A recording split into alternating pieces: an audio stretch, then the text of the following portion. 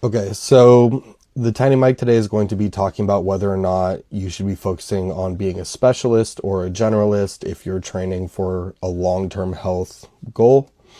And so to clear the air here, a specialist to me is someone who trains for a specific task, for example, running a marathon. And a generalist is someone who maybe just broadly touches on a bunch of different tasks in a much less specific manner. So I'm lucky enough to work with people who are trying to train for a specific thing, and I work with people who just come in and say I want to feel better and be able to do the things I want to do every day. So in doing that, you learn how to prepare people for both things, or at least the ways that I've found work for me, right? Not for me specifically, but when I'm training people work the best from what I've seen. And so when I'm preparing people for a goal like that, I generally am thinking, okay, I want to prepare you for life, right? So are you going to go on a long hike? Who knows? Are you going to maybe try to go on a run? Maybe. Are you going to have to pick up your kids? Are you going to try to play a rec sport? I don't really know, right?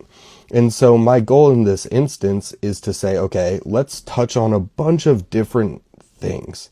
Let's give you some foot contacts and maybe jumping, hopping, or skipping variations. Let's give you some kind of iteration of like heavier strength work, right? Let's give you something that makes you move fast but is loaded, possibly if that's in their capacity. And maybe let's throw in some higher volume but lighter bodybuilding style kind of hypertrophy work, right? And to cap that all off, let's see if I can get your heart rate up and maybe make you sustain it for a certain amount of time, right? So in that, I can't expect you to become a power lifter. I can't expect you to look like you're preparing for a bodybuilding show. You're not going to become possibly like an elite marathon runner, but you're going to be generally more prepared for each of those different situations. You might put on some muscle. You might have a better VO2 max or cardiovascular capacity, and you will be able to kind of have some rhythm and timing, and you'll be able to lift heavyish things, right?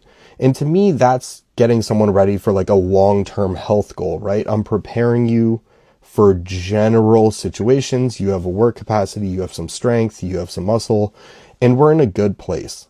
You're not like pointedly improving in one area. You're expanding the circle to get better at everything,